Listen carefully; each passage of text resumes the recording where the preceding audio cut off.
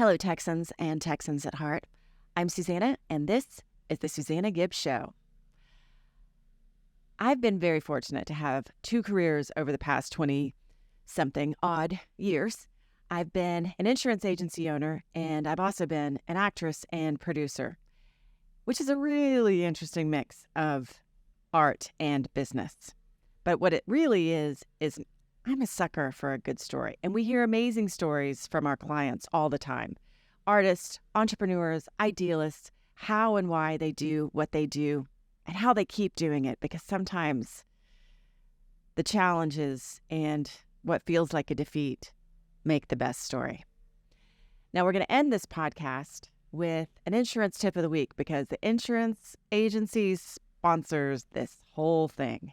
So please stick around for that. And ultimately, please share this podcast with a fellow Texan or a Texan at heart who is also a sucker for a good story. Please reach out to us at giveagencydallas.com. We'd love to hear from you. Hey, even if you're not our client, we'd love to hear your story too. Our next guest was in Texas. He is in Arizona now, but he had the wildly popular show, Jimmy Neutron, which was on Nickelodeon. It had a couple movies, series on its run. Our producer, Ashley, was super excited when she heard we were doing this. Apparently, she named her car after one of the characters on the show, and every time she'd go to pick up her friends in high school, they'd say, "Got a blast," an homage to the show. So, again, thank you so much for being here. We appreciate having you. And now, on with the show. So, on the podcast with me today, we have John Davis, creator of many things, but Jimmy Neutron was the thing that got our intern the most excited. She has a car named after one of the characters. So thank you so much for being here. Welcome to the show. Yeah, my pleasure. Thanks for having me. So you actually are from Dallas, graduated from SMU. Yes. Grew up in South Oak Cliff, went to Daniel Webster Elementary School, moved to North Dallas, went to Forest Meadows, and then Lake Highlands High School. Stayed in Dallas, went to SMU, started a business in Dallas. So yes, I was Dallas based for about 50 years. Wow. When did you graduate from Lake Highlands? In 80. 80. Yep. So I live in Town Creek, which is Oh between yeah. Forest Yep. Meadows and Lake Highlands. All my kids go there Yep. right now. Love it. So Yep. fun. I know exactly where that is. And when did you leave Dallas? When did you abandon us? It was about, let's see, how long ago was it? It was in 2014. I got an offer. I had actually, let me back up a little bit.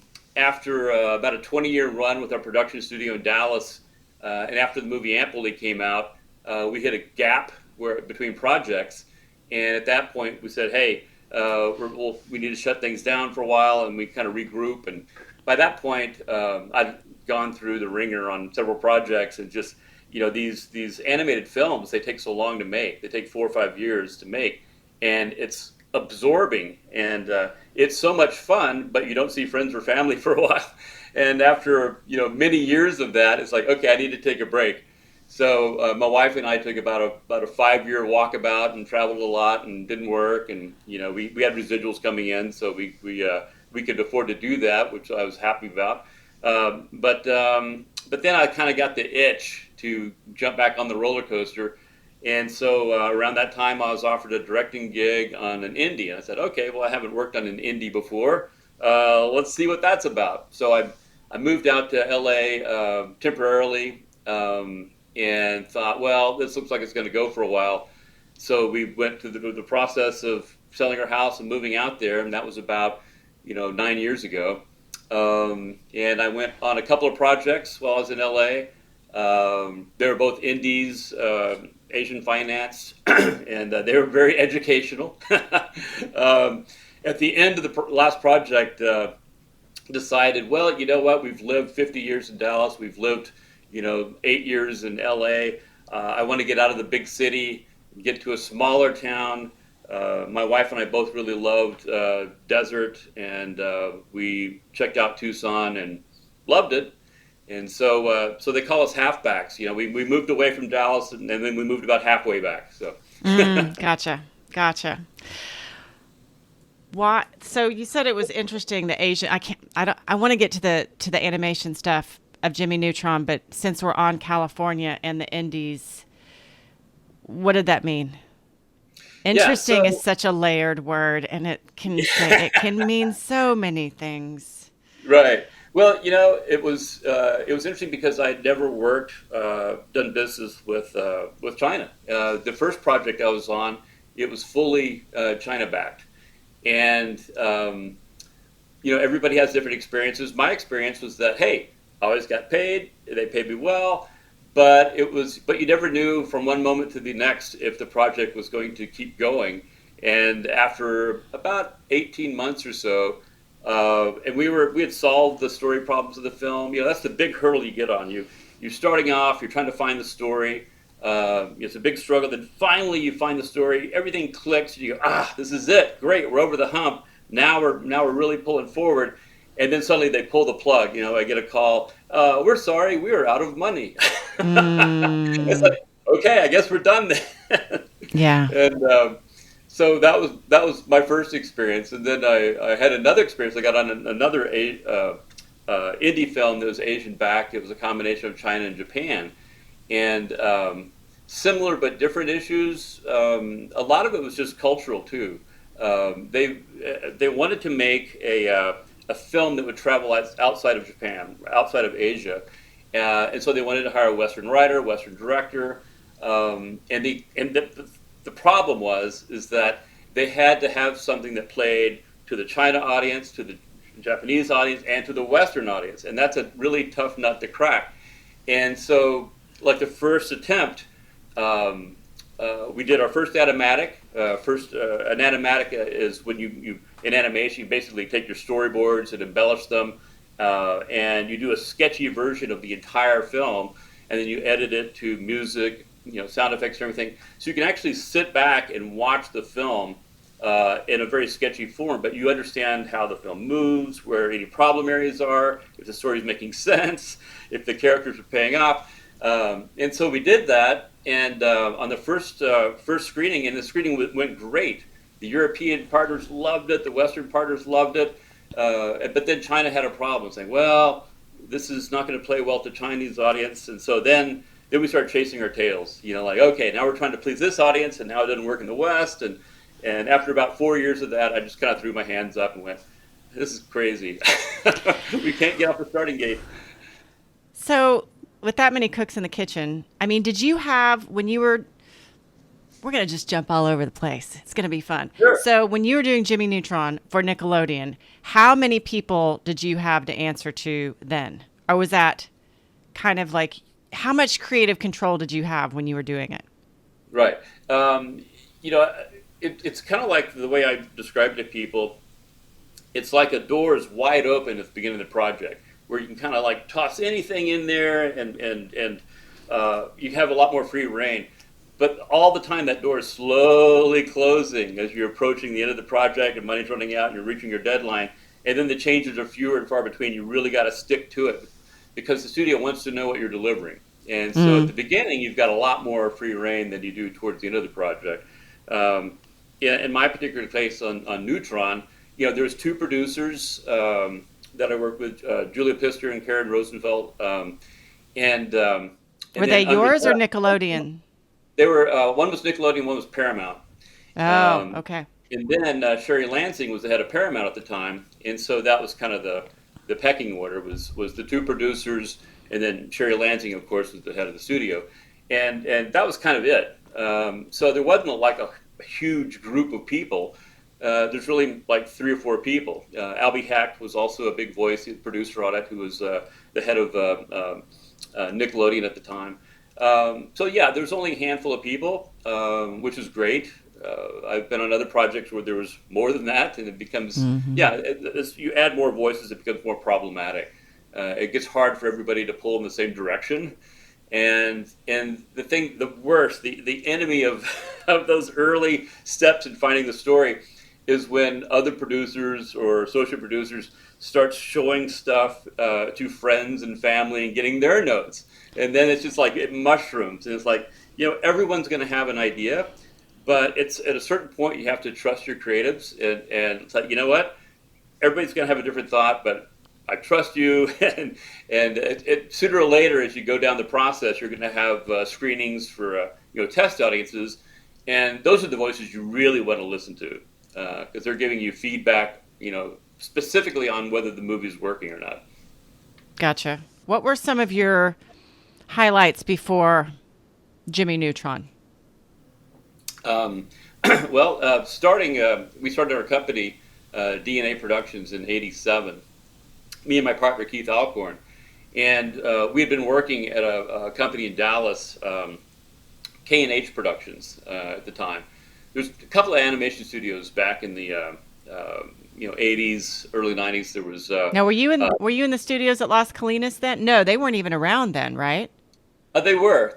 I think they went up in the late '70s, I Oh, believe, right in the '70s. So they were around, but it didn't really figure into what we do so much, because we're not going to be shooting on stages. We were animation.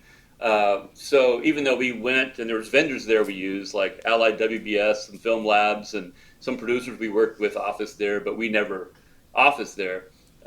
We started out of my duplex on Belmont, oh, and Belmont. yeah, for about the first year, worked out of the duplex, and then we subletted space from my dad's company. He had a civil engineering company, and they had to pull back because of recession, and said, hey, there's some space here. You can have it for a song, and then that helped us kind of get established and have an actual office. And after about 5 years of kind of doing whatever we could do to make money, we did music and animation and motion graphics, and not sure exactly what the company was going to be.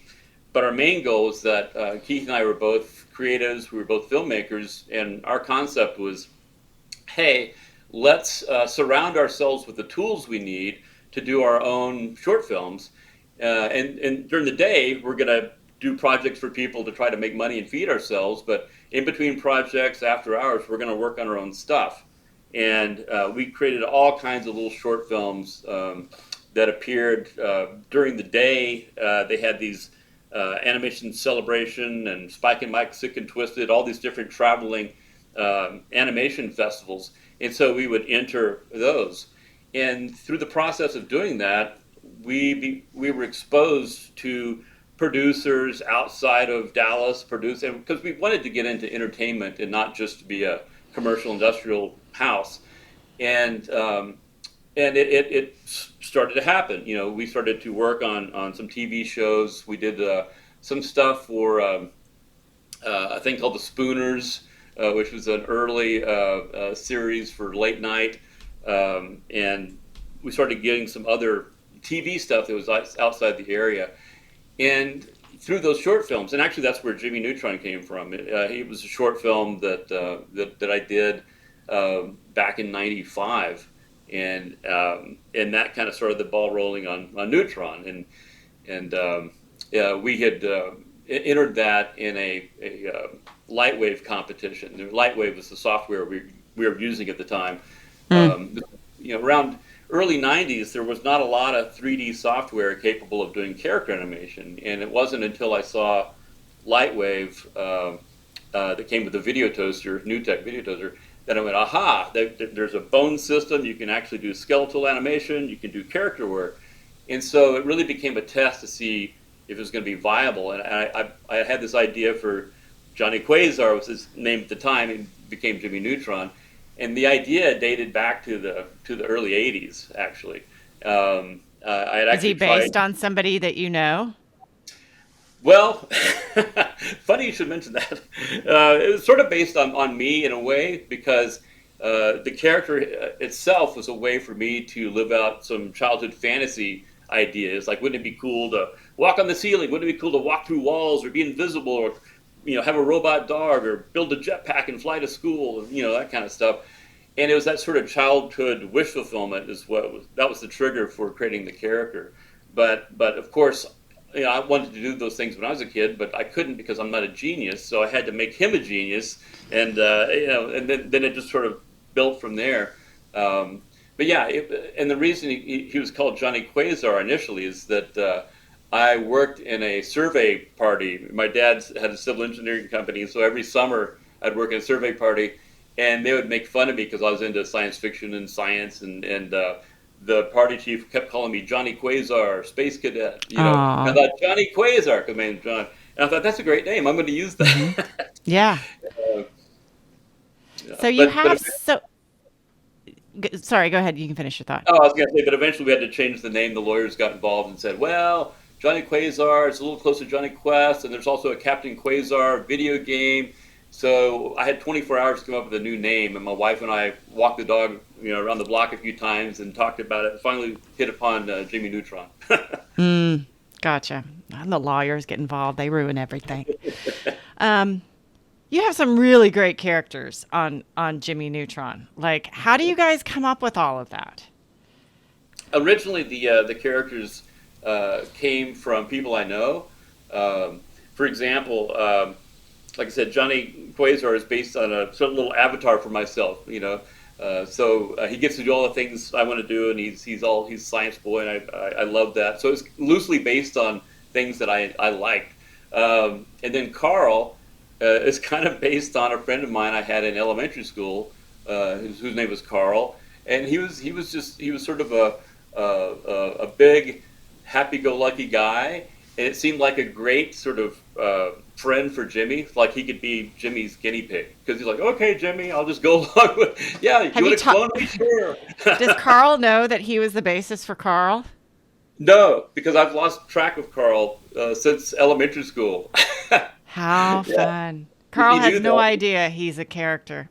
No idea. Wow. And the character Sheen originally started out to be a Japanese character, and because I wanted to have, I thought it'd be fun to have a Japanese sort of otaku fanboy character, and we had It was based on there was a guy that worked for us, a Japanese guy named Harashin, and we called him Sheen for short, and I thought that's a great name, so it was inspired by him. And Nice. I told him that later in years. He was like, "Oh, that's hilarious." That's awesome. Who was your favorite character that you ever did? Well, Jimmy is my favorite character, Jimmy. Yeah. clearly, being an avatar for myself. But what was great is just the chemistry of the characters worked so well. And it's kind of like Winnie the Pooh, where you've got, Eeyore, very glum, and you've got, Tigger, who's like this, endless bouncing energy. So you want to have these complementary characters. And so that's why I think, particularly the triumvirate of Jimmy, Carl, and Sheen work so well together. Now, did And you guys struck this really good balance between appealing to children while incorporating some humor and themes that adults could appreciate? Did you guys were you sitting around in your writer's room on Belmont or wherever you were at that point going, all right, are kids going to get this? Or adults going to get this? Yeah, and I think the trick is you consider your audience. It's a family audience. Some things are going to fly, some things aren't. You want to make sure there's things in there that the adults are going to enjoy and the kids are going to enjoy. But it's okay to have some jokes that only the parents get or jokes that only the kids laugh at, as long as you're not out of balance in that regard. So it's just about finding that sort of balance. And I never really thought, like, it kind of happens organically. I mean, you're not setting out thinking, okay, I'm going to write to both audiences every time I write any dialogue. I mean, you're not thinking that. You're just kind of writing what feels proper in the scene and feels like, okay, the character would say that. And then later you go back and you go, okay, could we say that differently? Or oh, that's a setup for a joke here that may fly over the heads of kids, but the adults will like. And you kind of start addressing that later. But first, you're just really thinking about story and character. So you guys also have like a wide range of extraterrestrial beings and in the universe, loosely inspired by any real world happenings. I mean, you live in Arizona, you have to go through Ruidoso on the way. Right. I don't know. I'm Well, reaching. back in the day when I created this, I created the Yokians, and I thought, well, the Yokians, the reason they became egg-like is I thought, well, they're so highly evolved that their technology is so fantastic that they just never have to move. Everything happens for them. So over time, they would just atrophy and to like a puddle of goo. And then they become reliant on their little things to float them around. So they have to be contained in like an egg-shaped container and fly around. So they're like half robot, half. So that's kind of where the idea came from. But what was funny is how you kind of psychoanalyze yourself. Going back, I didn't think about it at the time, but later I kind of went, I've always had this weird thing of combining space travel with eggs, because my very first miniature spaceship I made in junior high for an early film I did was made from one of those legs containers. I don't know if you remember the pantyhose called legs. Oh, yes, And they yes. would actually sell them in an egg-shaped container. And so I got one of those containers and I made it into a spaceship. And then later I did some other egg-related space type craft. And I go, I guess that's like somewhere in my brain it keeps associating eggs with space travel. So I'm not who going to knows look what? at it. I'm going to make eggs for my kids, and I'm going to be pondering why eggs in space now. So thanks for that. You're welcome. Yeah. I'm going to call me, John, what is it? Do you think maybe it's this? Um, so walk me through the timeline of like, you write the script. How long does it take you to write the script on average for each Yeah, episode? right. So it depends on if you're writing, feature script or series script. Feature script it can take. Here's the thing. There's a misnomer about writing scripts or writing in general for film. You never write the script and it's finished, and then you move Mm-mm. on and make it. That never happens. You No. write the script to where it's like good enough to be greenlit, and then you go forward and you're constantly writing all the way through the whole process. So if the film takes 4 years to make, you're writing for 4 years because you'd never stop the process. I would say to get a good first draft, if you have working from a good outline, everybody's process is different. I like to work from an outline, show it to the producers so they know where I'm going, and then once they bless it with their notes, then go to town.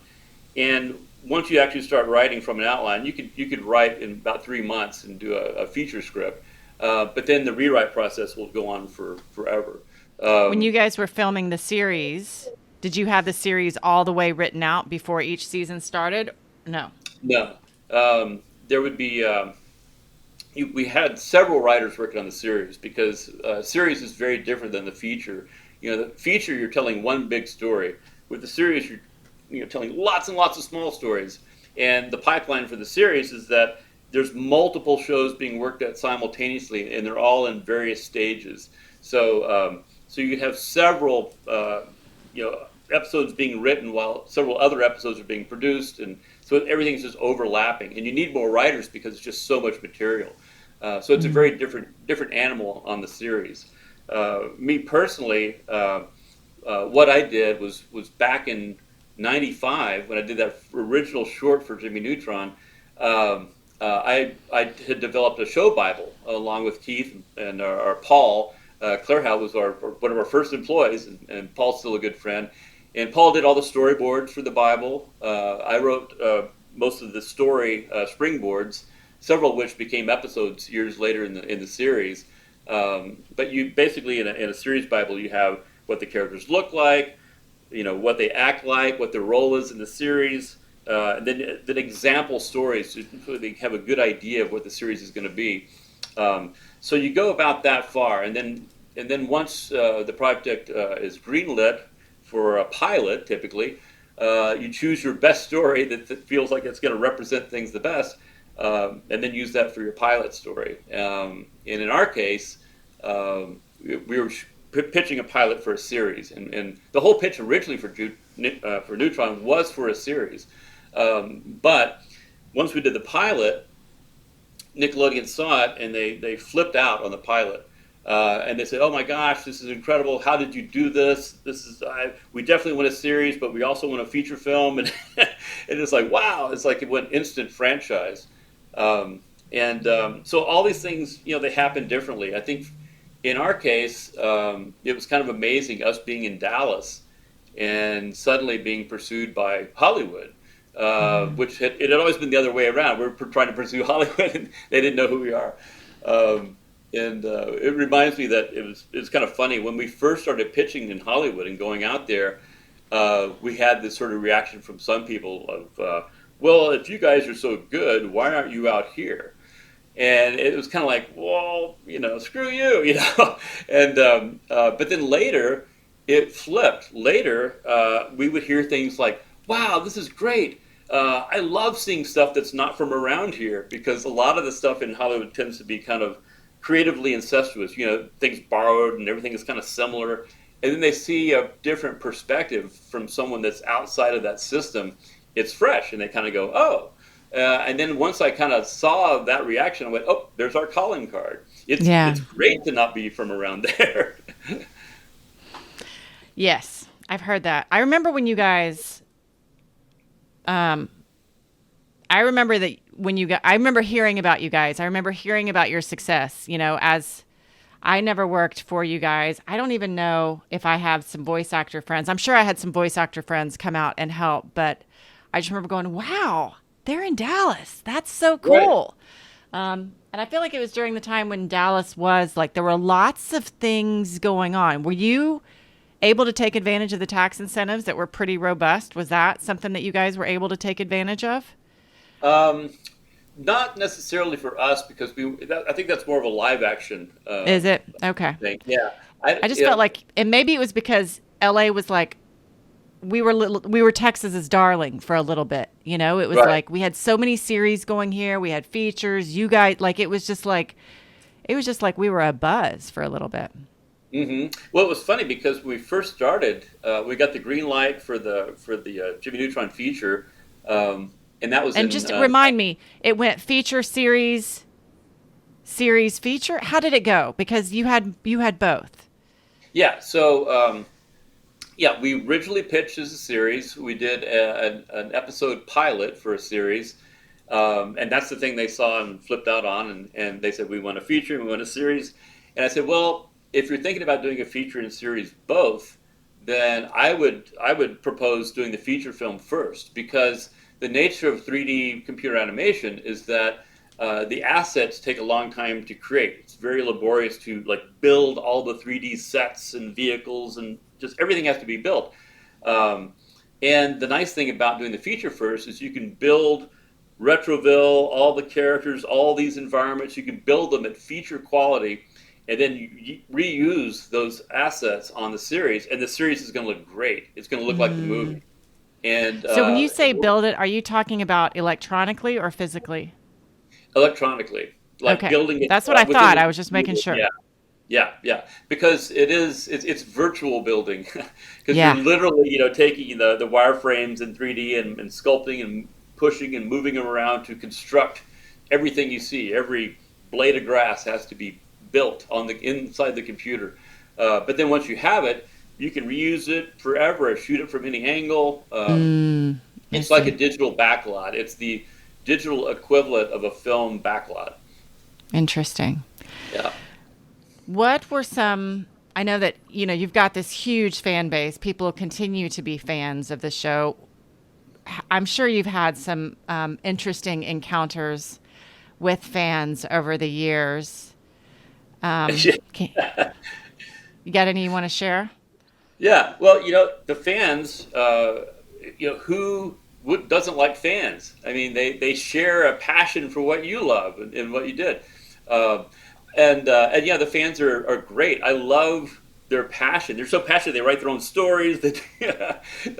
Sometimes they get a little too excited and start, saying, "Hey, I'm gonna call Nickelodeon. Will you work with me to get the series rebooted and all that stuff?" And it's like, yeah, it doesn't really work that way. But and I Yeah. think a lot of them are under the impression that since I created the character in the show that I own it.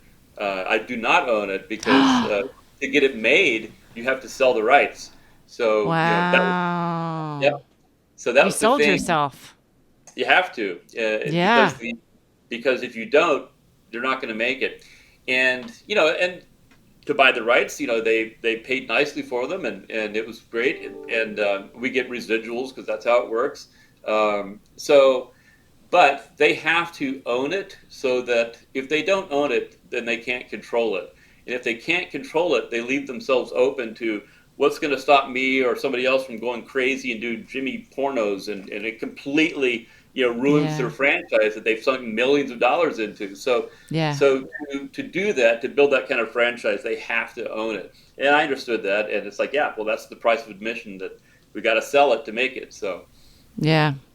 So I did, once upon a time, I was in a web series back when web series were new and developing. And I remember talking to one of the writers and creators towards the end of it. And he was like, I knew before anybody else that it was coming to an end. Nobody knew yet, but I knew. And I was like, well, how did you know? And he was like, they stopped giving me notes.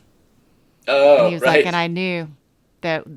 that we were not going to be renewed. What was it like when at the end of, because this was a big chunk of your life that was Yeah. ending.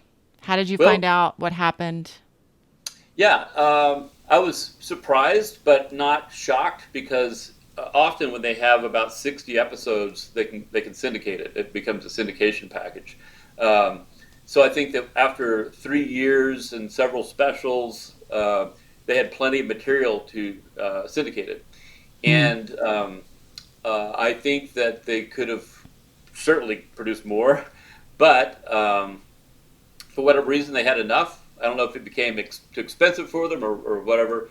Uh, I will say that in the entire time we worked on the series, we never went over budget, and we always delivered on time.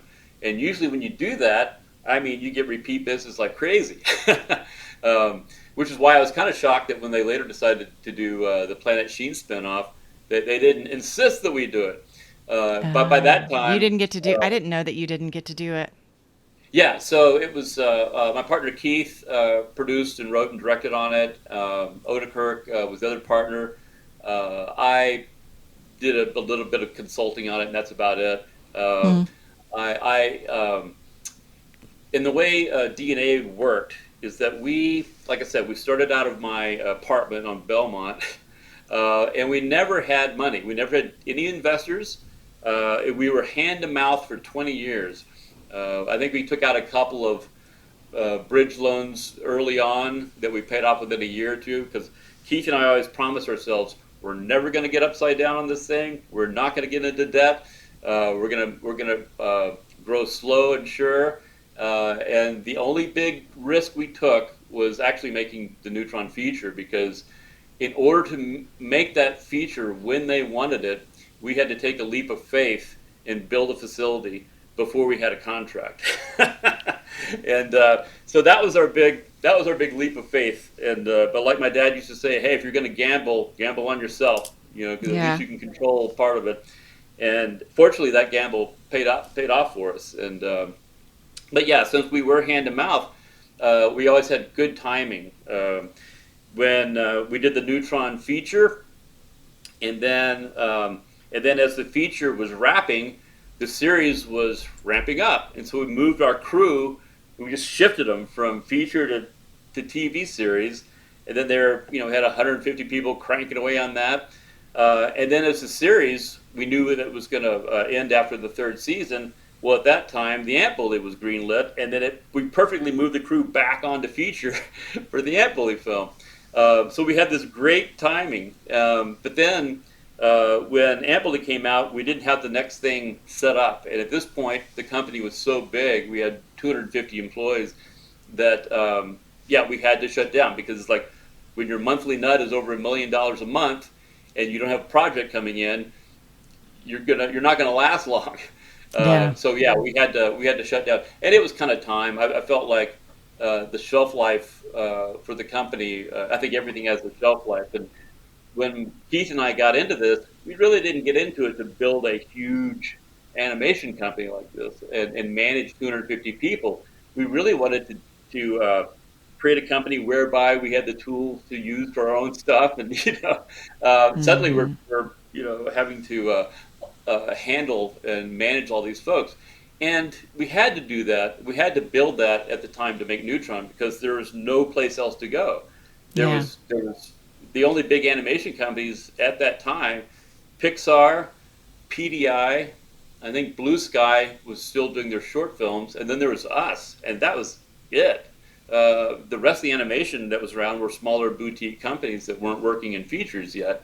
So we were pretty early to the game, and I think that's why we had success, because as CGI became such a buzz, we were one of the few people, early adopters back then, that knew how to do it, and the studios didn't even understand it. I remember when all the people from Nickelodeon Paramount came to visit us after the pilot, and they're all freaking out about it. They said, "Well, we want a movie. Can you make it with the crew and people you have here?" Which we had, I think, at the time, 15 people. It's like, oh, no. No, no. No, we're going to hire a lot of people and build a facility and do it at a much bigger scale. Um, and the amazing thing about Neutron, there's several amazing things. One is as I got more savvy in the business and become more cynical, you go, how did they ever allow us to do that? I mean, it's kind of unheard of that, these big studios, Paramount, would take a chance on a couple of knuckleheads in Dallas working out of their apartment initially, and have this small group.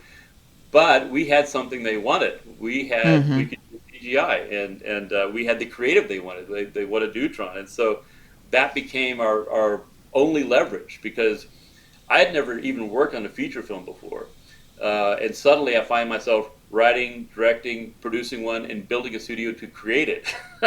So it was instant boot camp for all of us, and it was incredibly exciting, occasionally heartbreaking, but ultimately just completely overwhelming and wonderful. So, but yeah, it was interesting times. It kind of reminds me a bit of what I see now going on with a lot of the AI stuff.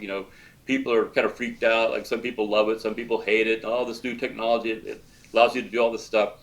It's kind of like, back in the 90s with digital, when digital hit the film industry, everybody's freaking out. And yeah, I remember going. It's going to ruin film. Yeah, that's right. And I remember when I got out of college going to LA and thinking, well, I may have to move there to get a job in like an optical house or an animation house. And I remember visiting some, and there would just be a long hallway with all these little rooms, and each room had an optical printer or an animation stand and this old guy in there. And so then, a couple of years later, digital rolls out into the industry. Go back, all those guys are gone.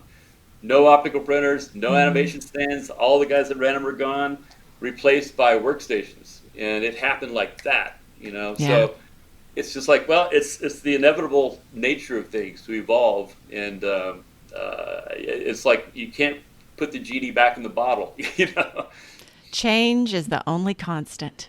That's right. Yep. Well, John, thank you so much for coming on and talking with me today. I wish we had more time, and maybe we'll do a follow-up. I love follow-ups. And here would be my follow-up. And I literally have to let you go because I have to go pick up a kid. That's a hard stop. When you talk about the amount of time that scripts take to be written once upon a time versus how I think they're greenlit now, I think we could have a giganto conversation about that, because I watch stuff and I'm like, man, that script probably only got 4 revisions before they took it and started shooting. It's very different, I think, now than 10, 15 years ago. There's so much demand for content. It's just an insatiable demand for content. I'm sure the writers are just like, can I just get a revision, please, before I have to hand it over? Yeah, and the bad thing is if they don't allow enough time for the process, and you're telling a writer, you have to do this in 2 weeks or whatever, well, they're not going to do their best work. They're going to get all the low-hanging fruit. They're going to, fall back on stereotypical things. And that's true of pretty much anybody, because it takes time to find that story in a unique way, Yeah. Yeah, and let it grow and let it breathe. So thank you again. I appreciate it. And now, our insurance tip of the week. So I was reading about this. Prince Charles and Biden met, and apparently it was a big to-do because they discussed political things, which supposedly he's not supposed to do now that he's the king. I'm kind of fascinated by it. I'm not going to lie. Anyway, But thinking about climate change, and our guest lives in Arizona, and it's supposed to be 117 this week, and how we are redoing roofs in the DFW area on average every 9 years. The industry is not set up to do it like that. Combine that with inflation and labor shortages coming out of COVID, it's kind of a hot mess, and rates are crazy high. So that's why it's really important to make sure that you are getting all the discounts possible and look for ways to save money. Now, talk to your insurance agent about this. And if you don't have one that you like, I happen to know of an agency that would be so happy to talk to you. Please pass this along to anyone else that you may know who likes to listen to podcasts, or maybe they've never listened to a podcast before. And reach out to us at giveagencydallas.com. We look forward to hearing from you, and we'll see you again next week. Thank you. Have a good one.